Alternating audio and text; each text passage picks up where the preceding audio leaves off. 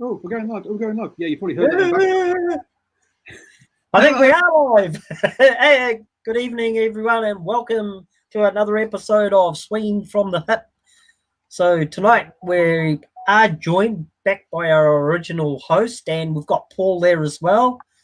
I think the plan is to talk about England and Sri Lanka. Maybe have a quick recap on India and Australia. And maybe we'll cover off a bit of Super Smash. And obviously, well, I think we've got the other big test series that will be starting in Pakistan, isn't it? Pakistan, South Africa and Pakistan. So I haven't been able to catch up too much on that, but we'll see what happens. So we'll shall we bring in everyone else? Well, I'll just start leave me hanging out there. Clearly, you've been down the pub and haven't got a clue what's going on. But anyway, look. Monday nights are great at the pub. They're half-price drinks. They haven't got any graphics thing, my whiteboard. Perhaps I'm just written on. So yeah, Super Smash at the top there. Sri Lanka versus England. Australia, India, which perhaps only a bit darker, and ODIs because there's been some ODI action as well. So look at that. I say we're going. So organised, Paul. You're doing well. I'll bring in Arun now as well. Yeah. I'm just getting my whiteboard. Yeah, we'll show you. It's blank. Now, not wanting to stir anything up, but are we allowed to use the term whiteboard? Oh, it's white and it's a board, okay? It's a board. a temporary writing board. Yeah. It's not a blackboard, and I'm not using chalk because it's not black. It's white, okay? Oh dear. Sorry, folks. Sorry out there. I think we should. I reckon we should start off with just quickly recapping the India and Australia Test match, and then we can move on from there. What do you reckon, guys? Absolutely. I'm waiting to see what Arun's in-depth analysis of this as he watched every second of every ball. So Arun, take us away, please. Well, that's why I haven't been on the show for nearly 2 months now, I think, or maybe even more than 2 months, because I've just been absolutely ensconced in front of my TV screen or monitor, because lots of things are streamed these days, and watching cricket and just taking down copious amounts of notes. Unfortunately, I had a hard drive crash on my 1B5, and I've lost all my notes. You mean the dog ate your homework?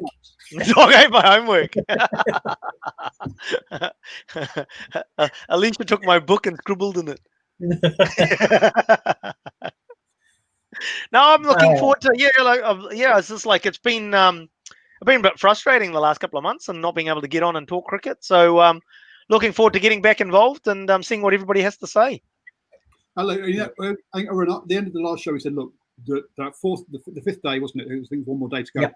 Was the day to watch, and that we said India would go for it. They wouldn't try and bat out for the draw, as we saw they did in the third test as well. And boy, oh boy, did they go for it! Oh man, did they? Yep. I mean, I think I messaged you during the day, Paul, that we had it on in our boardroom in the office. This is it wasn't just the fifth day of any test match, wasn't it? It turned into a sporting event, really. If you were a sports fan, you had to actually, it didn't matter if you don't understand the sport or not, but you actually had to tune in. It was enthralling. I mean, put it this way, to a test match lover like me, it was just pure heaven, And to be honest with you, while I was at work here, I was semi-following it. I had Crick Info going, and we had it on the boardroom, but even getting into that second, you had the first session, the second session, after lunch and that, and they went to the tea break. It was like, oh, they're getting close. Is this, is it gonna happen? Are they gonna go for it? And then I came home, and I think Pernell had it on there, and it came to 6 o'clock, and Grandma wanted the channel changed to the news, and we were like, nah, not happening, Gran. There was a few eruptions, but Let's just recap briefly. So going into that final day, India were in their second innings. They were currently at 4 for no loss of 1.5 over. So look, they had all 10 wickets in hand heading into that. They needed a further 320 odd runs to win the game. They lost Sharma pretty early on, so the Cummins made the breakthrough. But then all that did was bring Pujara in, who scored 56 off 211 balls, strike rate of 26.54. I mean, seriously, slow batting, but he held up one end. Around him, Gill played well. It wasn't about the strike rate with Pujara. It was Pujara staying there and obviously trying to score runs, but then the rest of the team, the stroke makers, the playmakers coming in and batting around him and making things happen. There was a team effort going into it. Okay? It just Cinder. The team effort going into it, mold around this guy. And I mean, we had the stars, make their big scores like Pant, obviously who batted at the end and scored his Pant, 89 not out. But, we had Shubham Gill do his thing, Ajinkya Rahane come in, the captain, and do his bit. But, you got to take your hat off to Pujara. What, he got hit, was it 12 times, and concussion tear, hit in the head, hit on the body, basically, I think I heard someone say that there was an interview done with him and they said, look, there was a crack in the wicket there and Cummins was coming in. It's just hitting that crack and you didn't know which way the ball was going to go, up, down, where. And he made a decision that he'd wear it. And he wore it. Gee, he'd want to see that bod after he took that shirt off. There would be black and blue, green and gold bruising all over. Not as much green and gold bruising as on the Aussies, but... Well, she had Gill with 91, Rahane with 24 off 22 balls, and Pant with Pujara. It looked definitely on. When they lost Pujara, though, at 4 for 228, it's still 100 runs short, and suddenly there's a gap. Not only that, but Agarwal goes cheaply for 9 pretty soon afterwards, and that second new ball, the second new ball really was what could have gave Australia some hope, didn't it? Yeah, it did. But you could also see if you're watching, you got the old Cummins engine was starting to run out of steam. Oh, he took my line. He got there. You got used to. Oh, jeez. There's a diesel engine, the diesel Cummins. Yeah. Paul doesn't know what a Cummins is. No. Cummins make diesel engines. Yeah. So basically power most. Not only are we a niche cricket show, now we've gone for cricket fans who know what Cummins engines are. And we're really narrowing down on our. It could be a new show. It's about education, Paul. It's about education. Yeah. But look, it got, didn't it? It was getting closer and closer, and I think you were doing the driving mall show, weren't you, Paul, with the baby, and I was messaging through each run, each wicket, and it's like I'm watching, getting nervous and she's what's happening, and then you had old young Washington Sundar came in. I love that name. What a name. And the youthfulness, the brashness, he came in and he started swinging away there. And he got away with a few lucky ones and that, but the Aussies were just sort of falling apart at this stage, basically, didn't they? They didn't know what to do. They were like, and in the commentary box, it was just beautiful because they were losing it as well. Yeah. Basically, you have to say it was a bit bizarre in terms of, obviously there's been some comment on Tim Payne in other regards of his behaviour around the last 2 test matches in particular. But as far as playing captaincy goes, he was devoid of ideas And when you've got your likes of a Warner and Smith out there, they were of no use either because they didn't go for full-out attack and they didn't go out for full-out defense. They basically did nothing. And that played into India's hands in the way that they managed the whole day.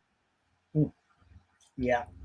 You've got to say India's game management on that final day was just much better. Obviously the management and the guys had put in the work, and you just saw it. And well, we've seen previously. Just to sort of like to give a bit of context around the game itself and the scenario. It's Test match cricket, and we talked about it at one of our gatherings, and the fact that in the past, what you would do is that, okay, you're going to now lose the game. So what do? You bowl wide of off stump. You have all your fielders on the boundary. It's a bit negative tactic, but it's a way to ensure you don't lose the game. Australia didn't do that. And then it's like Australia weren't trying to we're never going to get the wickets because they had a spread field, which is sort of defensive, but not totally defensive. So they weren't going to get the wickets, and they weren't going to stop the runs happening, especially the way that Washington and Pant were batting. Yeah, please excuse our Indian pronunciations. Yeah, we're not very good Indians. Hey, hearing. Anyway, well, moving quickly on from that. Yeah, I mean, what Washington did you say? 2012-29 is on debut. Didn't let the occasion overall in. Well done. Thakur comes in, and by this stage, look, it's really they're really kind of there. But there was a losing him suddenly, and you're going like, oh, hang on, we only need like 20 more runs, and we've lost 2 wickets. Oops, we've got Sayani in, and after him a couple of rabbits. To be honest, it was very unlikely for Australia, but hey, there was this little glimmer there that hey, it could have, if especially thinking back to that first Test match where they really did collapse. There was a chink there, but India showed that it brought it home nicely, and well done to Pants making sure they got there. Yeah. What can you say? It's just youthful exuberance, isn't it? And in that team, you just go through that Indian team that played that day, in that Test match, and I think there's probably about 8 regular players out. The bowling attack was completely different. Inexperienced, and then you had a couple of. One guy making a debut, the other guy's inexperienced, coming through and scoring runs, from top to bottom, and they just put in a wholehearted team effort in there. And don't all that clicking away. There's a lot of screwed up faces there. I'm not sure what's happening. We're just trying to figure out what's clicking on your desk. Oh, that's the computer. I might need Jim to come do a tag and test on it. Make sure it's all safe. Get it tested and tagged. Jim, need it done. Jim's the one. Hey, the other thing I just wanted to say about it. Don't worry. If you go back, you go back a few years. I mean, quite a few years now, but you understand where I'm coming from. Is that you go back a few years and you look at that last day of that Test match, and dollars to donuts, everybody's going to say, "Oh, India's pulled up stumps and they've put down the anchor and they're just going to see the game out." It's only because of the current or sort of more recent times of how T20s work. And you say, oh, look, if they can leave it to about 150 in that last session with the number of 20, that's eminently doable if they've got wickets in the bank. And that's what they played for. That's what they had. And basically, it was a T20 equation in that last innings. That's why it makes it really weird that Australia didn't also go to T20 methodology in that final session to try and see that game out, or at least get a draw out of it. Yeah. So interesting captaincy issues for Australia. Something we've not seen from India for a while. Well, obviously, what they're not known for is basically the team effort that's brought them through this series as well, which is a real good sign for India going forwards. They were 1 and 2 in the Chess Championship going into this, obviously with and therefore people in New Zealand being very, very aware of following what was going on. From now on, I think India play England in a Test series next. Yep. That shouldn't be too far off. That series starting. Obviously England and Sri Lanka at the moment, but I'm guessing they'll be straight on a plane and over to India. Because Ben Stokes has basically just landed in India, so so obviously the rest of the team won't be too far behind him from Sri Lanka. Yeah. So let's move on then to that the England Sri Lanka series. Then England won the first one or the first test comfortably. The second test now is underway. Really strange one for me. This one here. In Sri Lanka's first innings, you either had people getting pretty much half centuries or more, or getting out for less than 10. There was a 43 in there, but there was no one scored anything in the teens, the 20s or the 30s. You either got a good score or you didn't get anything, which was interesting as they got their 381. James Anderson back into the test match. The side missed the first test, and this is part of England's now depth in their bowling attack. They can rotate players, and he took 6 wickets there with Mark Wood picking up 3 as well. Top scoring there was Angelo Matthews with 110. England then, pretty much like the first test match, saved by Joe Root. Again, you either went big or you went for little. Well, actually, pretty much everyone went for little, to be honest with you. Joe Root, 186. Josh Butler, the wicketkeeper, got 55. The next best score was like 32 from Dom Best, the all-rounder, the bowling all-rounder, to be honest, at the end there. But with, again, 6 players finishing with single figures scores. I mean, wow, there's some. It's a really interesting wicket, isn't it? Well, it's absolutely interesting because I don't know if you've got the scoreboard up there at the moment, Paul, but it's it's very interesting times in the game now too, because basically, I suppose racing ahead, Sri Lanka are just basically collapsed in a heap, and unless there's a massive, unless the pitch has deteriorated something alarmingly, it looks like England's going to have something like about 100 runs to chase to see out the series. Yeah, I think we've got Sri Lanka leads by 107 at the moment, and they're into session 2 of day 4. And we've got a couple of down to the bowlers batting. Well, they just lost a wicket. As Paul was talking, they lost another wicket, so they're 70 for 7. Yep. Oh, okay. Mine's not up to date. By the time Paul finishes talking, they might be all out. Especially as the batsmen that are in are number 7 and number 9. So I mean, we really are down the down. It's not like there's a recognised batsman who can then shepherd the strike and try and do something. This really is a top score so far is Pereira at the top of the innings, the opening with 14, which it does look like a bit of a mindful. Interestingly enough, James Anderson 0 wickets. Yeah, so you got Dom Bess and is it Jack Leach, basically have taken the week. Both spinners, aren't they? That's why it could make it. It 3. So it could make it interesting. That's what I was sort of saying. It's just like we don't know what the pitch condition is like. If the spinners are really sort of ripping into them, Sri Lanka, you never know. 100 runs could be a tricky target for England to chase in that last innings. Yeah. I mean, so to give people an idea, the bowling, James Anderson and Sam Curran opened the bowling and bowled 2 overs each before getting taken off, and the 2 spinners were brought on. So yes, the first 4 overs were paid. And then it was like, boys, you've done your job now. Off you go. Bring in the for the tour of India, boys. India, exactly. Well, it does. But this, like the England picking this Test series up throws them into the World Test Championship mix. They do have an outside chance. It's a very difficult outside chance because next up they've got to go beat England something like 3-0 to have a shot at it. India 3-0 to have a shot at it. So, but it's throwing them in the mix in India. Yeah.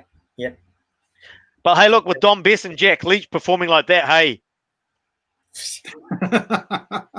Yeah, those Indians are pretty susceptible to spin in their own country. Yeah, in the backyard. Yeah, they struggle against that spin stuff. After coming off those bouncy pitches in Australia, fast bouncy pitches. Yeah. Well, one of the interesting things is how many of that final test side that played that final test against Australia will actually play the test against England. They're going to bring in an extra spinner at least.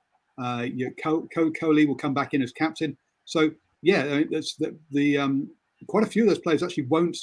Well, what do you say? Oh, they're coming off bouncy wickets. Quite a few of those guys won't have actually been there experiencing those bouncy wickets. They'll have been in India practicing on Indian wickets. So I think waiting for their kids to turn up. Well, yes. Pujara might be lost playing, at home in India on his spinning wickets. He's not going to get hit. He doesn't know what to do if he doesn't get hit. Yeah. You meant to hit me. Come on. The interesting factor here is that Australia now has to play South Africa. They have to play South Africa, but are they going to be able to hold the games in South Africa? Will the games go ahead? I'm not sure what the scenario is. I mean, we know the tour, England's tour to South Africa was called off. Sri Lanka's one went ahead, and they played. From my recollection, they did actually play the full tour. But the interesting thing is that when England's tour to South Africa was called off after I think one or two one-dayers were played, the situation's got worse. How they got Sri Lanka's series through, I don't know, but yeah, it's gotten worse. So it's going to be an interesting thing. Yeah. Australia will be desperate to go there because they have to play. I think look, Australia, we're coming. We don't care. We're going to play. If you don't want to play, that's up to you. But we're going to be at the ground waiting for you. Yeah. Well, generally the attitude. If you don't cross the ground pitch line, you lose your points. Hang on, one at a time, people. One at a time. Sorry. It's going to come down to the government. If the South African government lets them come in, then look, they're going to bio bubble. They're going to stay in 2 hotels next to a ground, just play all in one ground if they've got any sense. They're not going to go around different grounds. They'll do what England did when I think it was Pakistan and West Indies went over there. Yeah, where they chose a ground, the hotel part of the actual ground, and said, "Right, guys, you're just going to stay in here." And Jofra Archer went and visited some people.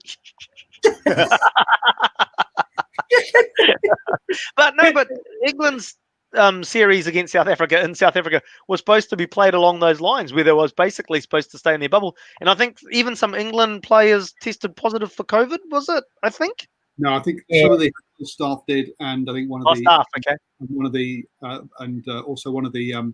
Africans did, but then it came back as a false positive or something. Oh, okay. And then basically the England players had things like Big Bash League and IPL contracts on the line. If they got caught COVID, they'd lose those, and they said, "Well, basically, forget it, we're not playing. We're out of here." Whereas the English Cricket Board and the South African Cricket Board and all the South African players were like, "Well, let's play." And the England players were like, "No, I'm out of here." So yes, cool. So the Australian players aren't going to say that. The Australian Cricket Board ain't going to say that because they want the points to play in the Test Championship. So as I said before, come hell or high water, Australia will be going, "We're playing." Yeah. Up to you. It's in South Africa. If you don't want to play, then you don't walk onto the field. Then you would get a DNF, and we take the points and go home. Our boat hasn't tipped over. The question is, looking at the situation in the UK, which is in total, well, as lockdownish as they get. It's not lockdown in the way that we remember lockdown, but with them in lockdown, will they even be able to host that final at Lord's anyway? So we'll have to wait and see about that. Yeah, it might have to be at Mount Maunganui. Good old Bay Oval. Bay Oval. Yeah. Hey. I think for the Test Championship, you might be able to fill a bigger ground than that and try and find the biggest capacity Test ground. It's not going to be Bay Oval, is it? Let's be honest. Well, they're all the same size. If you're going to go to a cricket venue. Well, those. Oh, sorry, in New Zealand, I'm talking about. Sorry, yeah. But in saying Yeah, that, I mean, Lords is 30,000, is it now? What's the capacity of Lords? 30, is it? I think. I'll just, yeah. Well, if you want the biggest crowd ground with capacity, then you're going to play it at Eden Park, aren't you? Yep. Yeah? Well, You're not one of those little boutique places. Yep. Yeah, Lords is 30k. So yeah, it's not an SCG or an MCG by any standard. Nah. Or Eden Park, even. Yeah. Or even Day-nighter, pink ball. Day-nighter. England love day-nighters at Eden Park. Yeah, they're really good at those. Anyway, moving right along. So moving on. So Test Championship, we'll see which games manage to go ahead. But so it looks like Sri Lanka in all sorts of trouble against England. You'd expect them to wrap that one up. But as Arun says, it does look like it's a bit of a spin bowling minefield there. Maybe we'll even have spin bowlers opening the bowling. You can see that happening. You do. So I'm talking about, actually, just before we move on to the Super Smash, there's been a bit of one-day international interaction. Afghanistan have beaten Ireland twice in the UAE for that one, and also the Bangladesh versus West Indies. Actually, one of the games is live now in the third one-day international there. Bangladesh have won the first two, I think, and they're 120 for 2 off 26 overs in that one. So going fine. Gotta love the ground. Gotta love the ground name, Chattergram. A lot of chatter happens on the field there. Dear me. So that's just to bring up to date with what's going on in the one-day international scene. Obviously, T20 World Cup and the Test Championship, really, those two formats have been taking precedence this year. So, I mean, Paul Simon's right. Yes, Paul Stirling is the only decent batsman for Ireland right now, and he has been putting up some decent totals there. Unfortunately, he's not getting no support from the rest of the team. Super Smash then, guys. Now, I've been to a few Super Smash games recently. Up mainly, so far up at Eden Park, Outer Oval there, and something that I've seen that's been different at the professional level than I've seen at Club T20, or that I noticed there, was how quickly they rotate the bowlers. And so I think it would be good to get one of the bowling guys on, but they don't seem to just get one over and then taken off and replaced, and then get another over taken off and replaced. A lot of bowlers that will not get two overs back to back in these Super Smash games, but at club level you do see that, don't you, Arun? So yeah, I think basically from what you've described, that's mainly a tactic that seems to be used by the ladies this year, isn't it? And especially the Northern Spirits, they seem to favour that in the two games I've seen, that where they've having one sort of the bowlers come in bowling over, the next one comes in bowling over, and they just kept rotating it, which I think was that one of the interviews that you did with one of the Northern Spirit ladies, they did say that was a tactic that they had thought of and were using. Is that right, Paul? Yeah. So the batsman doesn't settle down against the bowler. But then again, I saw it again this weekend when Auckland were taking on, I'm trying to remember who they played this weekend, both in the men's and the ladies, when Auckland actually got their first win in the men's competition. Central Districts, I think. Central Districts, that's right, yeah. But both in the men's and the ladies there, both games, they were rotating the bowlers a lot. And the bowlers just didn't get much of a chance didn't get any chance to settle down. But the idea was that the batsman didn't get to settle down against a bowler either. It's just an interesting one there. Probably a good tactic for the Auckland Aces, considering how they've been sort of bowling, I guess. seems to work for them, isn't it? Well, if you go and listen to Particular game. my interview afterwards with the spinner, I've gone blank, so his name now. Louis Louis Delport. Delport. Yep, who actually had his best ever 20 T20 figures. He makes a little comment of, it was nice to the bowlers, it was nice to the batsmen to give us the totals of bowl out. Which I was like, Yeah. Oh, yeah. There's a bit of dig there. Yeah, nice little dig, wasn't it? Nice little dig. Lovely. Good to see. So I thought I better not follow that one up too closely because but there's a little dig there against the batsmen. I thought so they were Arun talking about their bowling, their batting wasn't so hopefully we'll try and I'm going to try and get in touch with Auckland Cricket and see if we can get an interview with one of the bowlers and see how they find it switching between the red ball where they'll get sort of proper spells of bowling and the white ball where essentially it's in and out. No time to warm up, get it right first time, otherwise you're off, kind of thing. Yeah, it was. Yeah, I mean, and Louis was right. I think I'm just a little bit of an issue for not only Auckland but maybe the Black Hats as well as a certain named Guptill. While he scored 29 and took a spectacular catch, catch out in the outfield. He really hasn't put together an innings of substance besides in that club match against QMU. Besides that, where he was pretty plum. Won't pick on us. Even though he should have been out a lot earlier, LBW, but we won't go there. Yeah, we won't. That's just. I don't want to hear about this one again. But Auckland did get an innings of substance, obviously, from returning Black Cat Mark Chapman, who scored a 73 off just 34 balls. Going at a strike rate of over 200 there, and then Captain Robbie O'Donnell put in a bit of an innings, but. Again, besides those two guys, and as I said, Martin Guptill and Sean Solly are putting in a sort of 20s, and the rest of them didn't really put many runs up on the board as well. They did get a good total of 199 in that game.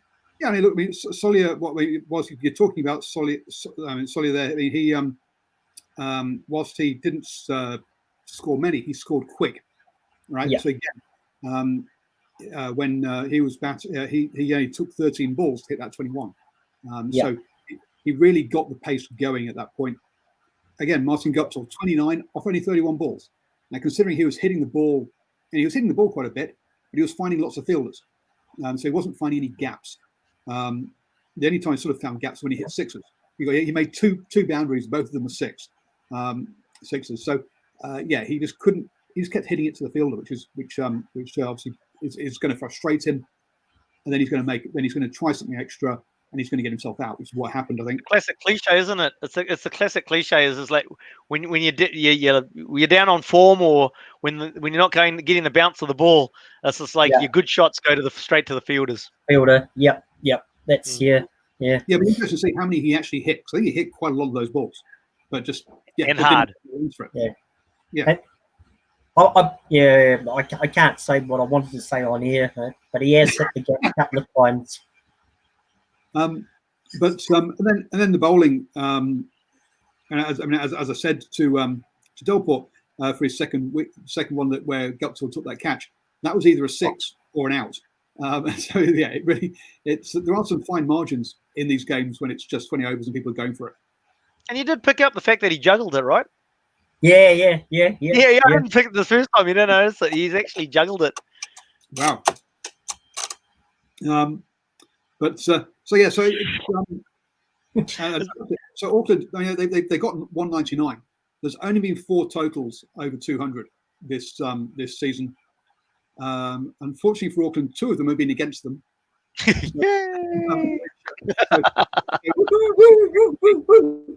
Just because they scored 199 didn't mean that they would be comfortable. And then Northern Districts have scored 3 of those 4 double centuries, including Central. 200s. Sorry, North, Central districts. Yep. Yes, Central. Yeah. Including against Auckland earlier in the season. So, that 199, whilst it was a very good score, didn't tie the game. Didn't mean that you went into the second innings thinking, okay, it's a game, not that it's all over, which was good. Which is good. You don't want games to be over too early. Yeah. So I think, and there was obviously a couple of games. There was another game yesterday, and then a game today. And was it yesterday? Wellington Stags last yesterday. And Otago played, and the Otago. Firebirds carried on their winning way, putting Otago away. Though at one point it looked like they might have struggled to get there with ex-Black Cap or Mitch McClenaghan, who plays for Otago now. Because he's useless. Picking up 3 quick wickets. In the top of that Firebirds batting order, and the players he got out were all the informed guys. He picked up Finn Allen, Devon Conway, and Tom Blundell. 2 Black Caps and a guy on the rise who's been smashing bowlers to all parts from of Auckland. the field. From Auckland. From Auckland, yeah. But we won't do that. So the Aucklander out early. Yeah. Look, I mean, just on the Firebirds, really. I mean, if we look at that side, I mean, Devon Conway aside, it's just like there's players that are actually stepping up. Finn Allen again, import that's come along and didn't get the chances, so he's gone looking for it, and he's got a chance in Wellington, and he's delivering now. Rachin Ravindra, again, another one with the ball as well, not just with the bat. So guys that are stepping up. So it's not just like, say, let's take a Northern, if they'd had all their Black Caps, who were just a star team. These are guys that are actually, there's obviously a good cohesive unit.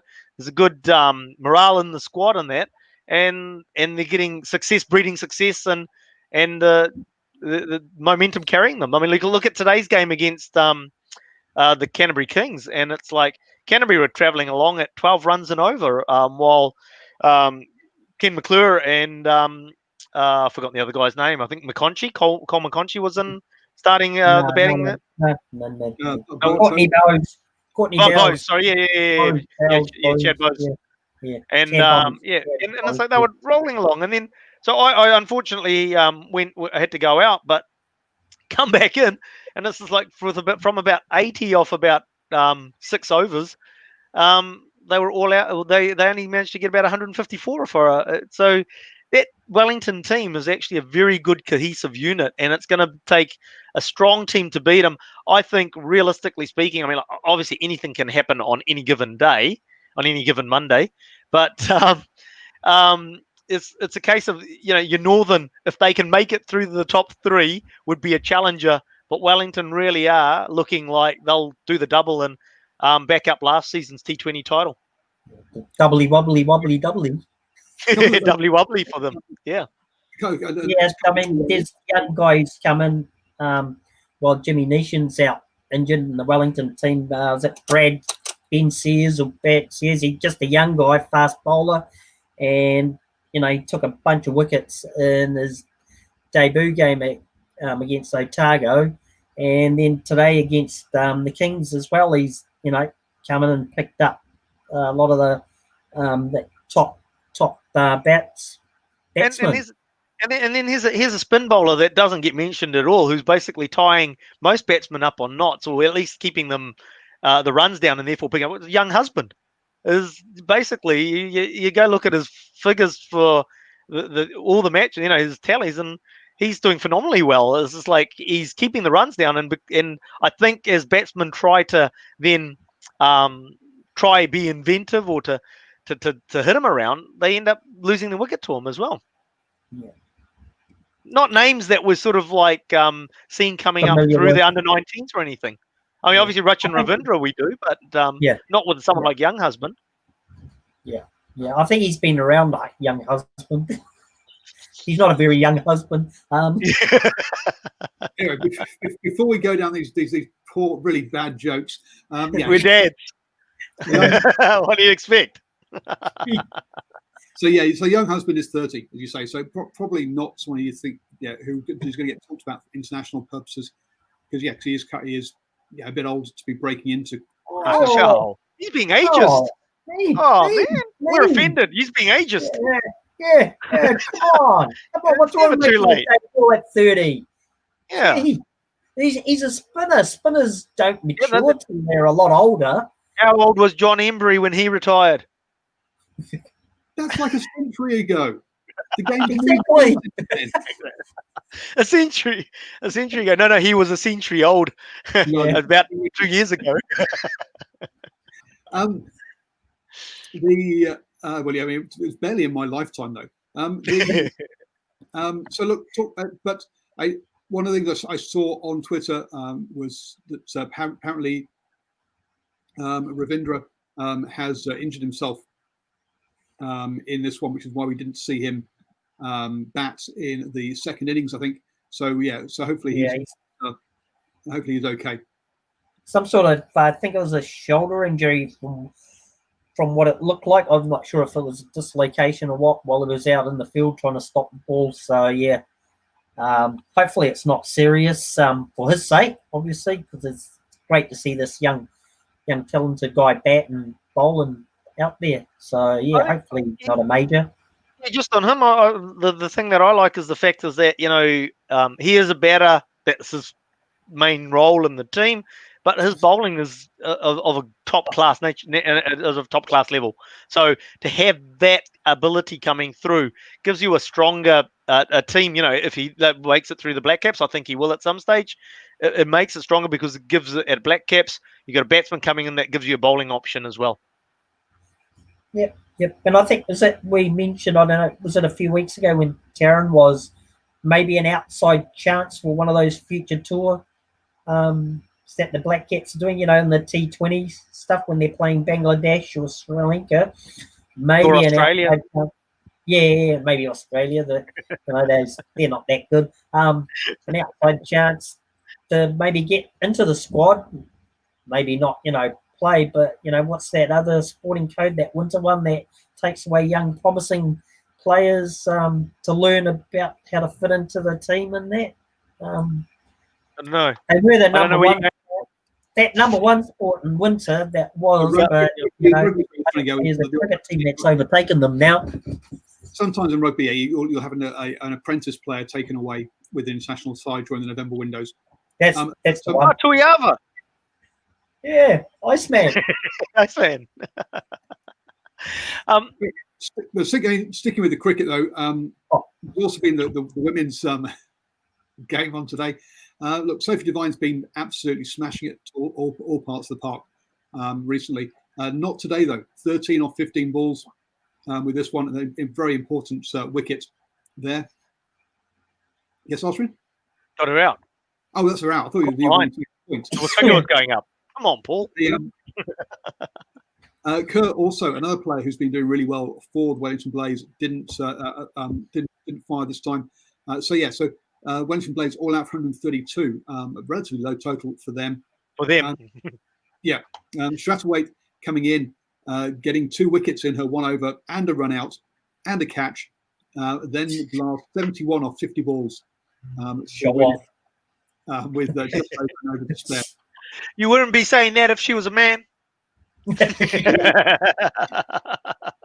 Yeah, I would. Just greedy. So clearly player of the game. So welcome to her in that one.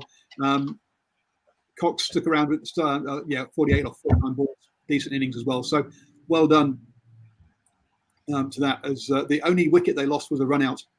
So Wellington Blaze bowlers really had a tough time with it today. Let's be honest.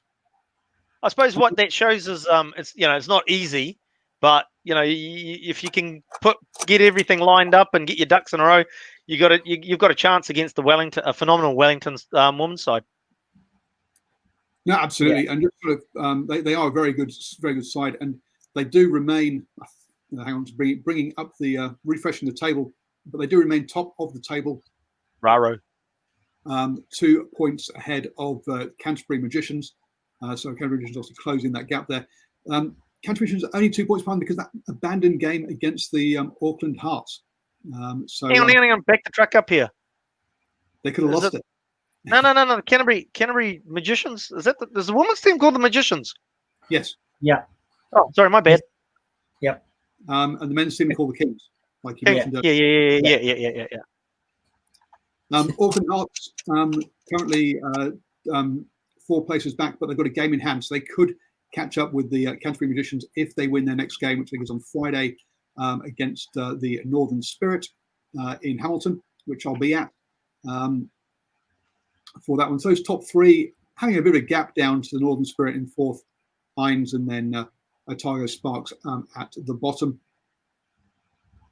But as you say, Austin, yeah, those top 3 teams, any of them can beat each other on their day but you have to get it right. Against Wellington, you have to get everything right. You probably have to get a little bit of the bounce of the ball as well, but no, you have to basically be. Bowlers is probably the easiest one to talk in this regard. The fact is that no freebies, right? You have to make the batsmen earn their runs. You see it in the women's game a lot. There's too many 4 balls, which I suppose that's what you've seen in the men's game where it stepped up in the last sort of 5-10 years. Is that the bowling's got a lot tighter and you don't have that easy freebie ball in the over that you could just wait for and hit. You do see that in the women's game where there's too many. So if you tighten that up, you give yourself a chance. If you don't, then your likes of the Sophie Devines and Amelia Kerrs coming later on down the order are going to take advantage of those easy hits, easy balls to hit away. Yeah. You just got to hope that Sophie Devine has a bad day and you get her out cheaply, don't you? Well, I mean, again, I think it's like give yourself a chance by bowling some decent nuts. If you're bowling down leg side, if you're bowling out wide, you're just giving her free hits, and once she's got a few away, you probably no hope of getting her out. Yep. The moving on then to the men's table, Wellington Firebirds topped that table with their first loss. No, they won today, didn't they? They just lost so far on 28 points. Central Stags and the Canterbury Kings both on 5 wins, so on 20 points. 8 points behind. You've got to say that the chance of catching Wellington Firebirds is pretty slim. And it looks like the Stags and the Kings will be in that elimination final because there's an 8-point gap then back to Northern Knights. And then another gap to the Volts and the Aces with their first win of the season last weekend. So at least they're not going to finish with the donut. Do the down trail. Fuel. Yandi run across the field. and there's no green wooden fence around Eden Park Outer Oval anymore. It's a see-through fence. You can see it all. Who are the just think? Do we know who the Kings have actually got left to play? Just a minute. There was the scores. So where are we? We talking the Kings? Yeah, let's see. The Kings have got. Let's see. Here we go. Come on. So the Kings, the Volts on Saturday. Yeah. The Stags the following Friday. And that's it. That's okay. Yeah. And then so the Stags have got obviously the Canterbury, the Kings, and who's their second game against? Wellington Firebirds. So there is the possibility if Northern can pick up 2 wins and the Stags feasibly could get 2 losses, that you could have that 3rd position and 4th position tied on points. So yeah, then it becomes an interesting one. Do the Northern Knights have their black caps at their disposal if they're in the final? And I think the answer might be yes. Yep, of course you do. No. Well, it's before the series, it's before the Aussie series starts, right? So that means that they'll be available, and then it's like makes it really interesting. Yeah, the Black Caps versus yeah, the Firebirds. So I think you could probably say Magicians will win at least one of their 2 games. I think it's the The Stags that are sorry, the Kings. The Kings will win one of their two games, if not both, and it's the Stags that basically have got two hard games to finish off their round robin series, Whereas and leaving the door open for the Knights. Yeah, because the Knights have got the Aces, and then the Otago. The Otago. The Knights. So sorry, the Knights, is it? Yep. Yeah. Yeah.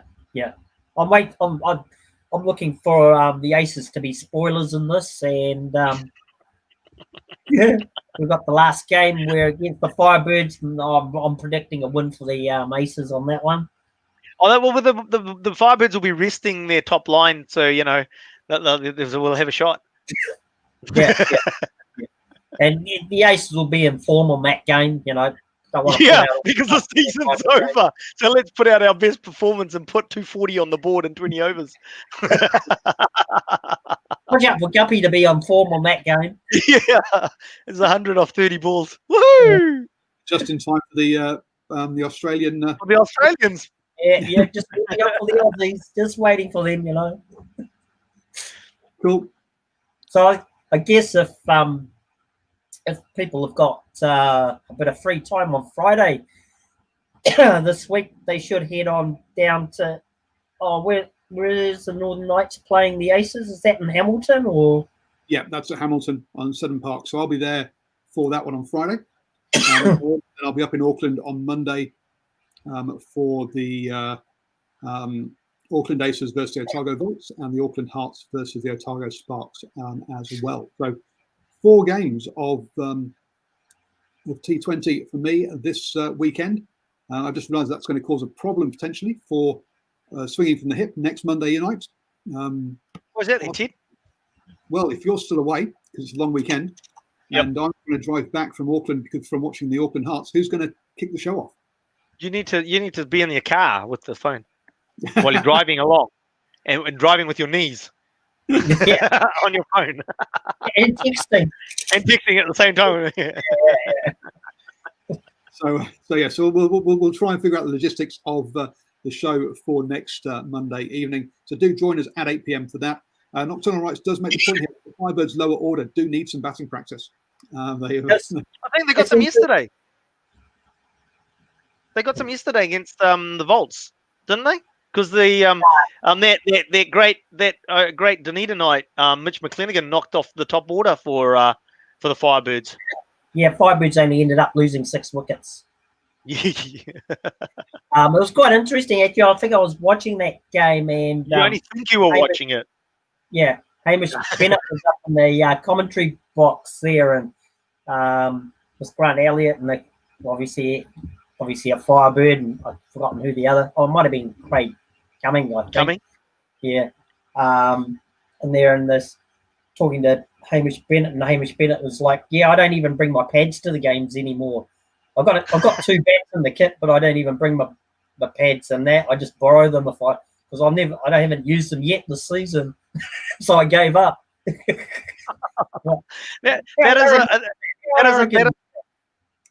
That's a fantastic burn on every other team in the competition.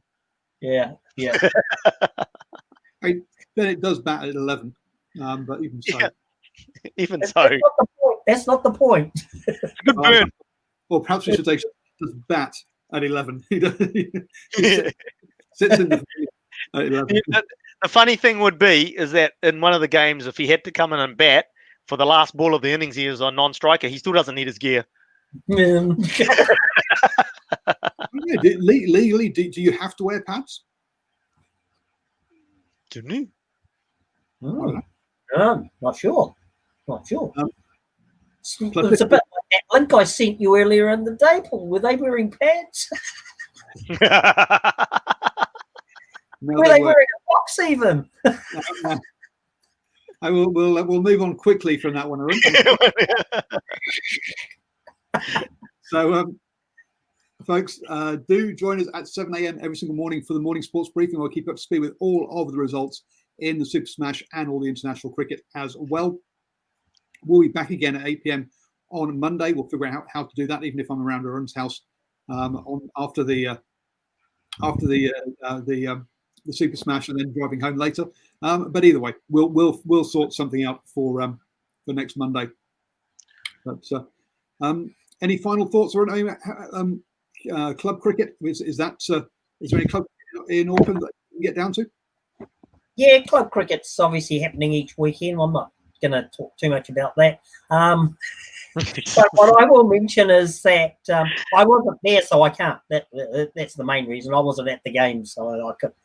You're just saying, I had a more important event to attend to. Is it double headers again this weekend? No, they just Saturdays only at the moment. Now, Cool. I'll try and catch up with when the T20 semis and finals are. I think it's the finals only now. I think it's the finalists have been found for the T20 competition. Is it the Honda Premiership? The Honda Premiership, isn't it? Or is that? Yeah, is it?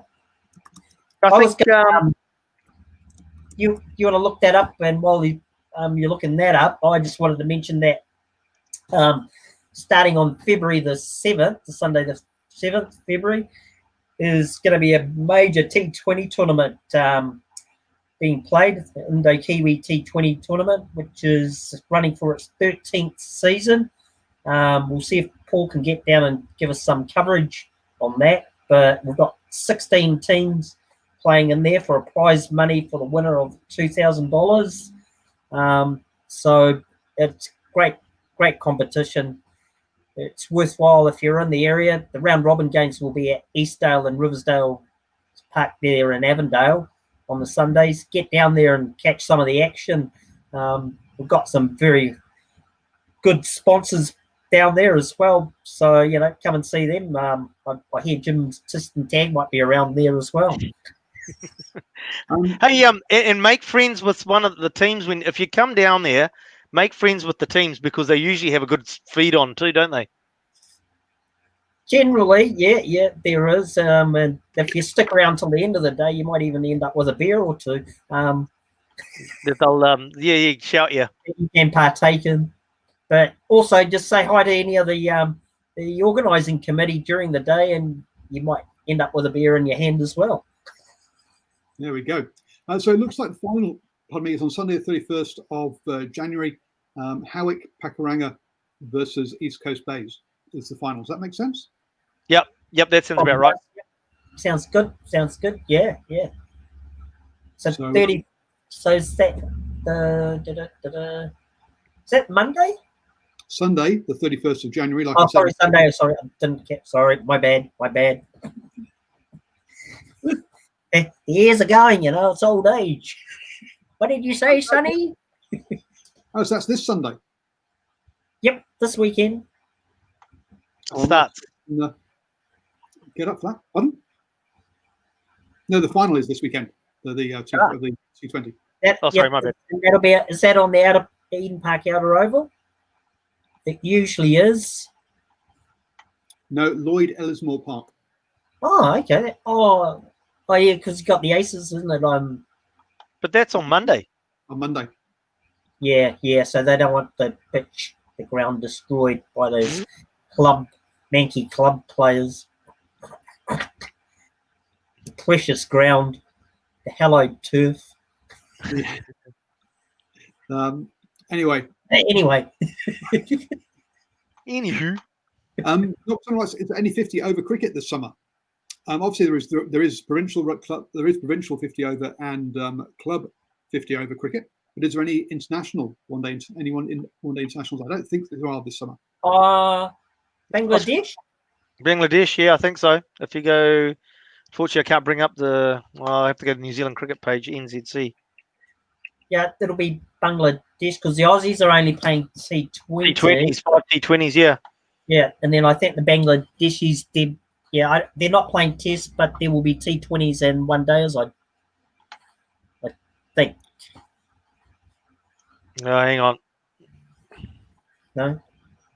So yeah, just having a quick. So yeah, obviously we've got the. Yeah, that's right. Yeah, there are 3 one-day internationals against Bangladesh on the 13th, 17th, and 20th of March.